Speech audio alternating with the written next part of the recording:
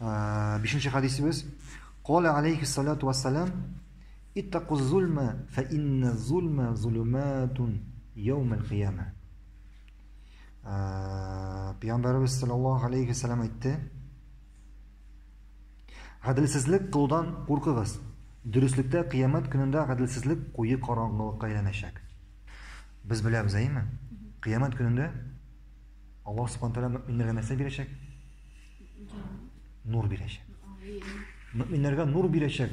Шушы нур белән аларның чәчәкләр барачаклар, аларның каршыларында якты булачак. Кафирләргә һәм мунафикларга нур бирәчәкме Аллаһ Субхану тәгалә? Юк, бирмәячәк. Аларны Аллаһ уттан мәхрүм итәчәк. Бәрабез әйтте, нәрсә диде? Гаделсезлектән, гаделсезлек кылудан куркыгыз. Зулымлык эшләүдән куркыгыз диде. Нәрсә ул зулымлык? Нәрсә ул гаделсезлек? Гаделсезлек, зулымлык 3 төргә бүленә. Беренчесе, зулымлык кемгә карата? Аллаһка карата. Икенче, зулымлык, гаделсезлек кемгә карата? Кешеләргә карата. Өченчесе, үзеңә карата. Үзеңә карата. Нәрсә ул зулымлык Аллаһка карата? Несправедливость по отношению к Всевышнему Аллаһу. Гаделсезлек Аллаһка. Нәрсә ул? Сине Аллаһ бу дөньяга китергән. Сине барлык нигъмәтләр белән әйләндереп алган. Сиңа саулык, сәламәтлек биргән, иман биргән, акыл биргән, илчеләр җибәргән, ризыкландыра сине, әтияни биргән, сиңа балалар биргән. Һәм син сине ризыкландыра, сине сәламәтләндерә, сиңа балалар бирә. Һәм син нәрсә эшлисең? Аллаһка гыйбадәт кылмыйсың. Аллаһны танымыйсың. Аллаһны юк дип әйтәсең.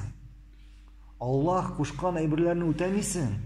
Һәм Аллаһ тыйган әйберләргә җәмисең. Игътибар итмисең. Ул нәрсәләрдән тыелмыйсың. Һәм бу нәрсә була? Аллаһка зулымлык итү, Аллаһка ширк ясау. Знаем же мы хадис, да? Наибольшая несправедливость что?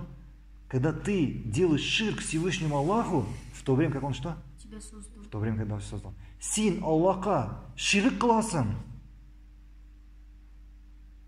А ул сине нәрсә? Ул сине бу дөньяга китерде. Ул сине бу дөньяга яратты. Һәм икенче зулымлык нәрсә дидек? Кешеләргә карата. Син башка кешеләргә караганда гаделсезлек ясыйсың, зулымлык китерәсең. Мәсәлән, берәр кешенең бер хаксыз әйберен аласың. Ягъни берәр кешедән акча алып торасың, ул акчаны нәрсә? Кайтармыйсың. Һәм бу нәрсә? Һәм бу зулымлык. Һәм өченче зулымлык нәрсә? Кеше үз-үзенә зулымлык ясый.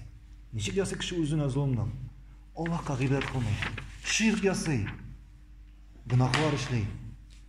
Без беләбез, һәрбер кеше белә үзенең күпмедер вакыттан соң кире кая кайтасың?